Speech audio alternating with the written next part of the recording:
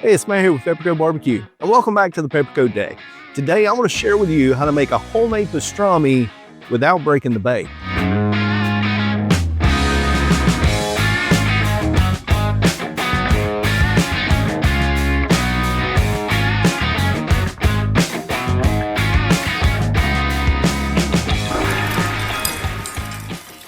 I was hesitant about making pastrami for a long time just because of the cost. I mean, you go buy a whole pack of brisket and it's $80 to $100. Then you have to buy all the herbs and the spices and everything that goes in there to make your brine. And then you have to have a huge container and room in your fridge to set this thing for a week. And then it takes 8 or 9 days. And you don't know if it's going to be good after you spent $200 getting all of these supplies and getting everything that you need. I'm going to show you today how that I made pastrami, and I'm telling you, it was delicious, out of this world good pastrami for about $25. The first hack that I want to share with you today that's going to save you a ton of money is don't buy a full brisket. If this is your first time that you're making pastrami, look, I saw a lot of forums and a lot of videos that said you can't make a good pastrami unless you have a whole brisket. Well, I kind of debunked that. Maybe it's not the best pastrami in the world, but it's pretty doggone good, all right? And it's a good place to start. So I bought a 2.5 pound piece of flat at my local grocery store. These are always on clearance. Nobody buys them. And I think it was about $16 for this piece that I bought. And since it was such a small piece of brisket, I didn't trim any of the fat off of this because I wanted to retain as much moisture as I could. It's already saved you like $80 right there with that first tip, the first hack, okay? So I'm gonna ask you to do something. Listen, if you've been watching this channel, according to my analytics, about 80% of the people that watch, they don't subscribe. So you watch this video to the end. If it helps you, if you get anything out of it, then hit that subscribe button and it's gonna help me, all right? So for tip number 2, or hack number 2, man, all those herbs and spices that you have to buy, in my area, I couldn't find all of those. But what I did find was pickling spice. And it has most of those things already in it. So I picked up this pickling spice that was like $2 or $3, I think, at Walmart. Works absolutely great. I was a little concerned because it has dill seed in it. I didn't know how that would be on the pastrami.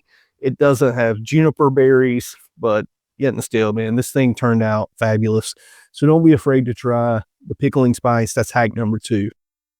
For my brine, I used 1 tablespoon of these pickling spices, and I put these in a dry pan and sauteed them over a medium-high heat. And this becomes very aromatic, smells really good. Once they got to that point, I added in 16 ounces of water. And this really isn't a hack. I mean, it's just curing salt, but you have to have some pink curing salt. I picked this one up at Academy Sports. I think it was like $5 or something. It was pretty cheap. For my brine, I am only using 1 teaspoon of this curing salt. So there's our major players, okay? You got your curing salt, your pickling spices, and then your pastrami. So they're about $25. Now I'm going to put in some brown sugar and some regular salt. I'm not using kosher salt because I didn't have kosher salt. I used 2 tablespoons of coarse sea salt because that's what I had. And then 2 tablespoons of dark brown sugar. And then I just stirred this over a medium heat until it began to boil. And then once this boiled, I put it into a glass bowl. And then I put 16 ounces of ice in here with it. Now, I did some math before I began making this brine. And this is really important that you get online, find some charts, because the ingredients that goes in here, especially your salts and your curing salt, you don't want to overdo it with those. And that's going to depend on not just the weight of the meat that you are brining, your brisket you're starting with, but it depends on how much water and the complete volume that you have. So you're going to have to do some homework, do some math, but I figured this out for this size. This is what I needed. And it worked really well. If you're just doing like a 2.5 pounder like I am, then you can follow this recipe. But I just topped this off with just a little more water. And because it was wanting to float in here, I put just a little bit of water in a Ziploc bag, put the lid on, and waterfalled it all over the counter, which makes my wife really proud of me. So here we are after the end of 6 days. And at this point, I'm going to be completely honest, I was a little bit nervous. And you'll see most of what I'm doing here is just voiceover because I didn't know how this was going to work. So I didn't spend a lot of time filming during this process. But look how slimy this brine became over 6 days. It looks almost like a syrup. I read online, some said that this was completely normal because of the transfer of the juices from the meat and the brine going into the meat. Some said there's too much salt, too much brown sugar. Either way, it turned out great, so I don't think there was any issues. But I did put clean water in here and put it back in the fridge for another 24 hours, just because I wanted it to remove a little bit of the salt from the brisket. So we're finally to day 7, and I'm going to mix up a little bit of a rub to put on the outside of this pastrami before we smoke it. I'm going to put the rub on it today, let it sit in the fridge again overnight, and then we'll smoke that tomorrow. And I know this is unconventional, but I'm just going to use the pickling spice for a rub that we use to brine the pastrami with. It's got the coriander, the bay leaves, the cinnamon, allspice. All of those things are already in here. The thing that it does not have, which seems to be a staple in pastrami, is juniper. There's no juniper seeds in here, and I cannot find that anywhere at a local grocery store near me. In fact, the closest thing that I could find was juniper scented deodorant, and I really didn't want to put that on the pastrami, so I'm just going to go with this. I'm going to use my mortar and pestle, and I'm just going to put a tablespoon of this pickling spice in here. And I'm just going to grind this up a little bit. I'm going to go 50-50 on this, and also do 1 tablespoon of coarse ground black pepper. And we'll just kind of mix that up. And this is what I'm going to use for my rub. I got my pastrami out of the fridge. Remember yesterday we put this in just some clean water to soak overnight again. And I just want to dry this off a little bit. Once I kind of get this dried off, I'm going to take our rub mixture that I mixed up here. And man, this smells really good. And just kind of sprinkle this over it. Now, I'm not going to go extremely heavy with the rub, just because this is a fairly small piece of meat. I don't know how this rub will be on here. I got my rub on. I'm putting it back in the fridge, and we'll pull it out tomorrow and get it on the smoker. They say good things come to those who wait, and we've waited 8 days on this pastrami, but that's right, it is finally pastrami day. So I'm going to go ahead and light up this fire. If you've been watching the channel for a while, you'll notice that the inside of the firebox looks a little different, and I'm working on some things to kind of increase the heat retention, make the fire a little easier to tend on longer cooks. And hopefully that video will come out next week. But I threw some B&B lump oak in here. I got a couple of pieces of lump oak sitting down here on the bottom and a tumbleweed. And I'm just going to light that up. Let this get fired up. I'm going to fill up the water pan, and we'll get to smoking some pastrami. So I'm using the water pan today since I want to hold moisture in here. This is kind of a small piece of meat, and usually 3 hours is my threshold for the water pan. And I'm thinking I'm going to get about 4 hours of smoke on this today, at least 4 hours. I'd like to bring that internal temperature up to maybe 160 or something, then take it off and wrap it. And I'm thinking I can do that in about 4 hours at around 225 to 250. It's been 45 minutes since I started the fire. After about 15 minutes, the oak clump was doing really well, so I threw on a couple of oak chunks. Then I come back a few minutes later, put on 1 large oak split. That's where we're at now. Both vents at the top, both stacks are wide open. My intake at the bottom is wide open. Temperature is stabilized really well at 225 on both the top and the middle rack. So we got a great heat sink in that water pan. You know, the temperature is regulated in the pit. So now we're going to throw on the pastrami. And look, if any of you are saying, Matt, Why are these fire brick on top of your pit? That looks stupid. Well, sometimes what looks stupid is stupid, but sometimes what looks stupid makes sense. And that video is coming. So I'm going to put this pastrami in here on the middle rack. I got my Temp Spike Plus so we can keep track of the temperature remotely. Put that right there in the middle. Put that little calf to bed. We'll check on it in a bit. I slid a split in here to be heating up when I threw the last one on. The way I've got my firebox set up now is kind of a tight fit. I'm going to throw this split in here, and this is a large split. So I'll probably have to keep an eye on this, make sure that we don't lose our coal bed. And I may have to come out and throw a couple of these smaller chunks in. It's been 2 hours since I put the pastrami on, and you can see the pit still nice clean smoke. Still sitting right at that 225 marker. Let's see what we're looking like inside.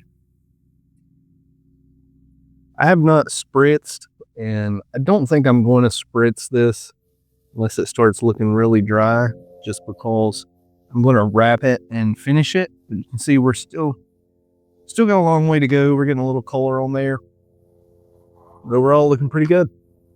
So that big split that I threw on, it's here. It's about burnt completely down, and I have threw a couple of smaller chunks on. We'll stir this up just a little bit.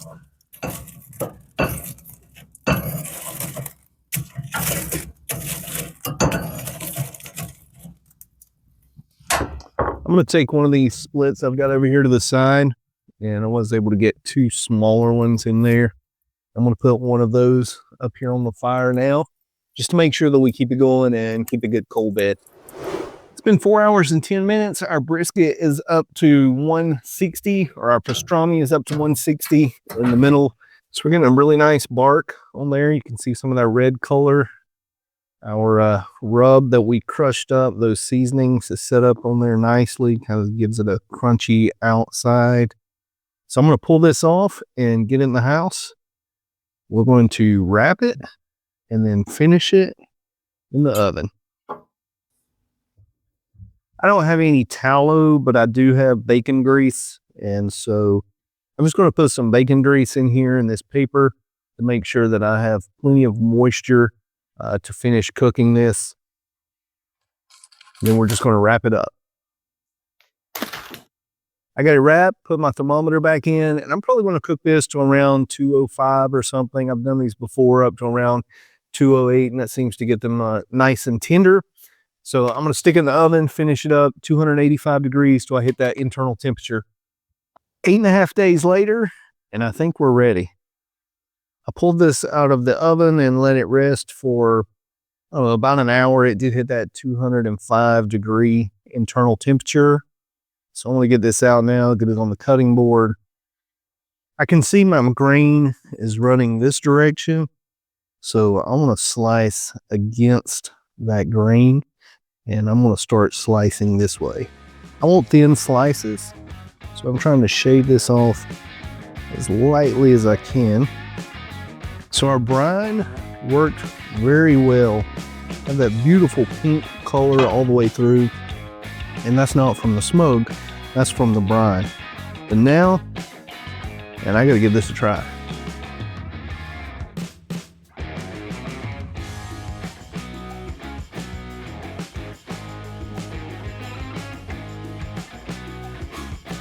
Hey, for my first pastrami, that's not bad.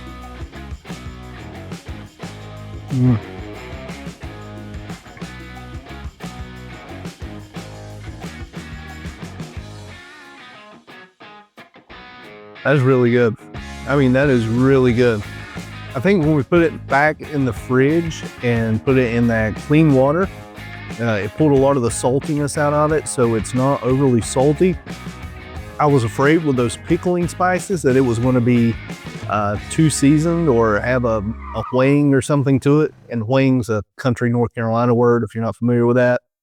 But man, this is really good. This is as good or better than any pastrami that I have had in a restaurant, a deli style sandwich. This is really good. I'm going to finish cutting this, and then I'm going to make a sandwich, and I'm gonna have dinner. I'm gonna throw some butter pads here on my Blackstone. I'm gonna toast some rye and pumpernickel bread. Unfortunately, my grocery store, and you're probably picking up on this by now, where I live is a geographical oddity, but they only have these super thin slices. So you got thin slices. And put the pastrami back in this butcher paper. Keep it warm. Put that there. A little bit of juice is here. I'll put that over top of it. It's just the grease that come out of pastrami and then the bacon fat. Also have some sauerkraut here we're going to throw on. I'm going to do this kind of like I would a Philly cheesesteak. I'm going to put the cheese over top. And then I'm going to spray it with some water.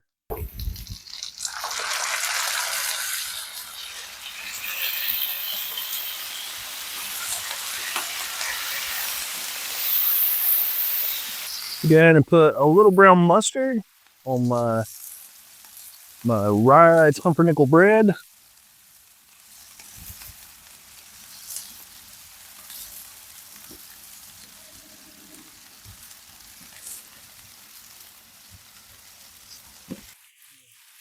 We'll put this on top.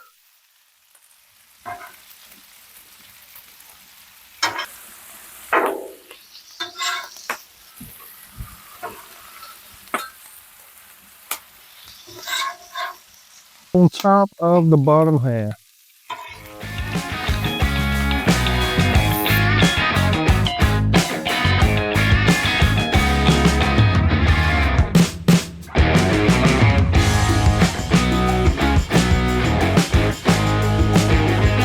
Is an 8.5 day sandwich worth it? Let's give it a try.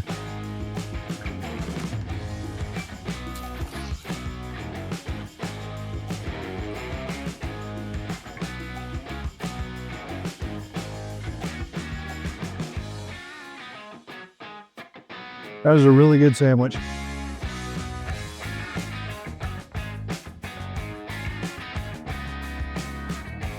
I know, that was a stupid say, wasn't it? I put a smile on your face, just knowing all the hard work that you put into it. That pastrami, that brine was perfect. It's got just a little sweet. Bailey's hungry, you can hear her. It's got a little bit of sweet, it's got a little bit of peppery note. You got all the spices that was mixed in with the pickling spices that we crushed up and put on there, and what was in the brine. You know, that sauerkraut, the brown mustard. It just all works together. This is a really good sandwich. Yeah, it takes a long time, but pastrami, don't be afraid of it. It's not that hard, it's not that difficult. I didn't make it for a long time because it just looked overwhelming, but I hope this helps, and I'll see you next time on Peppercoat Barbecue. All right, babe, let's get your bite. Good girl.